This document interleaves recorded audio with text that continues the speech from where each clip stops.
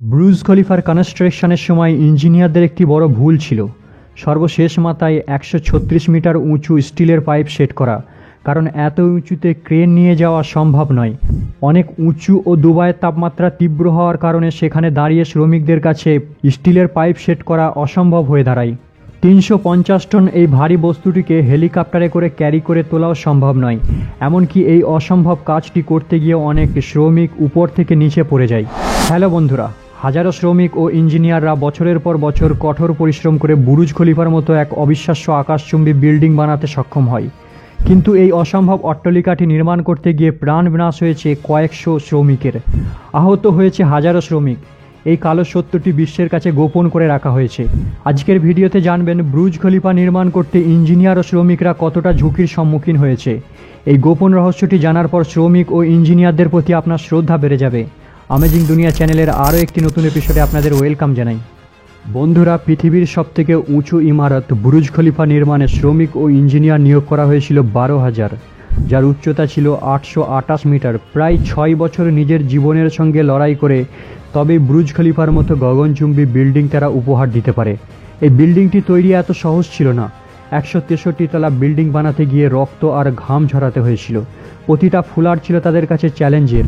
এই অট্টালিকাটি বানাতে প্রায় 25,35,000 কিউবিক মিটার কনক্রিট আর 39,000 টন স্টিলের ব্যবহার করা হয়।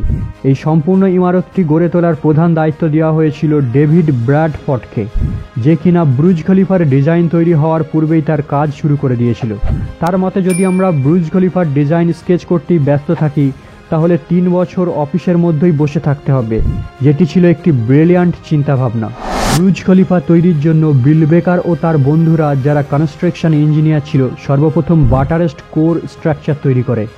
এটি এমনভাবে তৈরি করা হয়েছিল যেন বিল্ডিংয়ের কোর স্ট্রাকচারটি মাঝ থেকে ভেদ করে ওঠে, আর বাকি 3 সাইডে 3টি বিম তৈরি করা হয়, আর এই স্ট্রাকচারের উপরেই সম্পূর্ণ ইমারতটি গড়ে তোলা হয়। এরপর এই 3টি বিমের উপর স্টিলের পাত লাগিয়ে কনক্রিট ঢালা হয়। কনক্রিট যখন জমে যেত তার উপরে পাত লাগিয়ে উপর দিকে উঠতে থাকে। এভাবে সেম প্রক্রিয়াটি কন্টিনিউ চালিয়ে যায় আর উপর দিকে উঠতে থাকে। এর ফলে বিল্ডিংয়ে প্রতি সপ্তাহে একটি করে নতুন ফ্লোর তৈরি হয়। এভাবে 3টি বিমের উপর ব্রুজ খলিফার নির্মাণ শুরু হয়। আসলে এই 3টে বিম কোর বিল্ডিংয়ের সাথে সংযুক্ত রয়েছে, যার কারণে এই বিল্ডিংটি মজবুতের সাথে ভেদ করেই মেঘ ছুঁয়ে যাচ্ছে। এর পূর্বে বিল্ডিং তৈরি করার জন্য এমন স্ট্রাকচার তৈরি করা হয়নি। এই বিল্ডিংয়ে প্রতিটা জিনিস ছিল খুবই মজবুত। এই বিল্ডিংটি তৈরি করতে এমন কনক্রিট তৈরি করা হয়েছিল যেটি অন্যান্য গগনচুম্বী ইমারত তৈরি করতে ব্যবহার করা হয়নি। কনক্রিটটি এমনভাবে তৈরি করা হয় যাতে উপরে যাওয়ার পূর্ব পর্যন্ত লিকুইড থাকতো আর পাতে দেওয়ার পরেই জমে যেত। দুবাইয়ের তাপমাত্রা বেশি থাকার কারণে দিনে কনক্রিট জমে যেত, তাই রাত্রে কনক্রিট রেডি করেই ঢালা হতো। গতিতে উপরে পাঠানোর জন্য ইঞ্জিনিয়াররা পৃথিবীর সবথেকে শক্তিশালী টিন পাম্প ব্যবহার করেছিল। 32 দিনে এই পাম্পগুলি 1,65,000 কিউবিক মিটার কনক্রিট ডেলিভার করত। এভাবে দিনরাত ওয়ার্কার ও ইঞ্জিনিয়ারদের কঠোর পরিশ্রমের ফলে ব্রুজ খলিফার বিল্ডিং 3 বছরে 121 ফ্লোর পর্যন্ত গড়ে ওঠে। এরপর ব্রুজ খলিফার উপরে যাবতীয় জিনিস তোলার জন্য ডেভিড ব্র্যাডফোর্ড পৃথিবীর সবথেকে বড় 3টি কনস্ট্রাকশন ক্রেন ব্যবহার করে, যেই ক্রেনগুলি ছিল খুবই বড়।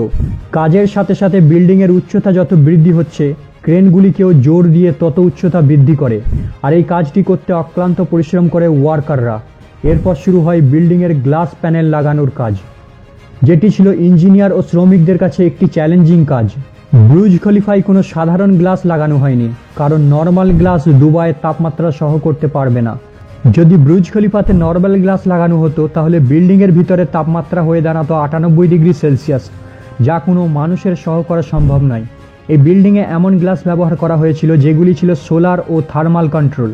এই গ্লাসগুলি সিলভার ও টাইটানিয়াম কোটিং করা হয়, যার কারণে গ্লাসে রৌদ্র লাগলেও ভিতরে তাপমাত্রা যেত না, কারণ রৌদ্র গ্লাসে পড়ার সঙ্গে সঙ্গে তা রিফ্লেক্ট হতো। এই গ্লাসগুলি ছিল বহু মূল্যবান। ভারতীয় টাকায় একটির মূল্য ছিল প্রায় 1.5 লাখ। এমনই 24,000 প্যানেল এই বিল্ডিংয়ে ব্যবহার করা হয়, যার মূল্য ছিল 3,60 করোড়।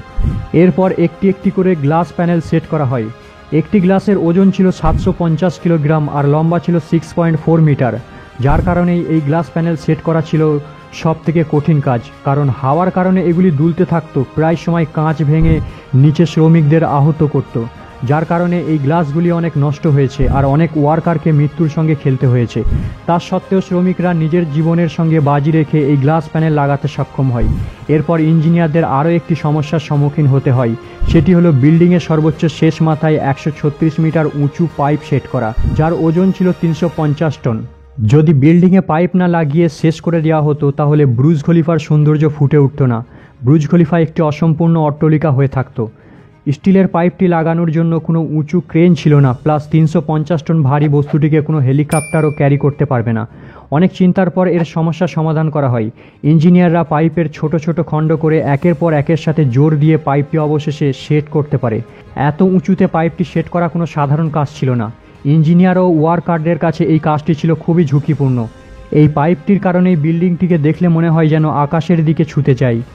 বন্ধুরা, বুর্জ খলিফা ছিল ইঞ্জিনিয়ারদের কাছে এমন একটি চ্যালেঞ্জ যার প্রতিটা স্টেপ ছিল সমস্যার সম্মুখীন আর ঝুঁকিপূর্ণ। এমনকি উইন্ডোজ প্যানেলের সমস্যার সমাধান করতে 18 মাস কাজ বন্ধ করে দিতে হয়েছিল। বন্ধুরা, প্রথমের দিকে একটি বিষয় বলতে ভুলে গিয়েছিলাম। স্ট্রাকচার তৈরি করার পর তারা একটি বিষয় লক্ষ্য করে, এত উঁচু বিল্ডিংকে হাওয়ার বেগ থেকে কিভাবে রক্ষা করা যাবে। কারণ এমন সমস্যা প্রায় বড় বড় বিল্ডিংয়ে দেখা গেছে। আসলে হাওয়ার গতি বিল্ডিংয়ের সাইড দিয়ে বয়ে যায়, যার কারণে বিল্ডিং দুলতে থাকে। এই সমস্যা সমাধানের জন্য বুর্জ খলিফার স্ট্রাকচার কিছুটা পরিবর্তন করা হয়। উপরের দিকে চওড়া কমিয়ে দেওয়া হয়েছে, যার কারণে হাওয়া এই গগনচুম্বী বিল্ডিংকে দোলাতে পারে না। আসলে বুর্জ খলিফার প্রজেক্ট কোনো সাধারণ প্রজেক্ট ছিল না। অনেক ঘাম রক্ত ঝরানোর পর আজ এই প্রজেক্টটি দুনিয়ার সামনে একটি শ্রেষ্ঠ রূপ দিয়েছে, যা দুবাইয়ের একটি গর্ব। পৃথিবীতে বুর্জ খলিফার মতো এমন ইমারত পূর্বে তৈরি করা হয়নি, যার কারণে বিল্ডিং তৈরি হওয়ার এতদিন পরেও যে একবার এই বিল্ডিংয়ের দিকে চোখ রাখে সে কখনোই চোখ সরাতে পারে না। বন্ধুরা, বুর্জ খলিফার স্ট্রাকচারটি আপনাদের কেমন লাগলো অবশ্যই কমেন্ট করে জানাবেন।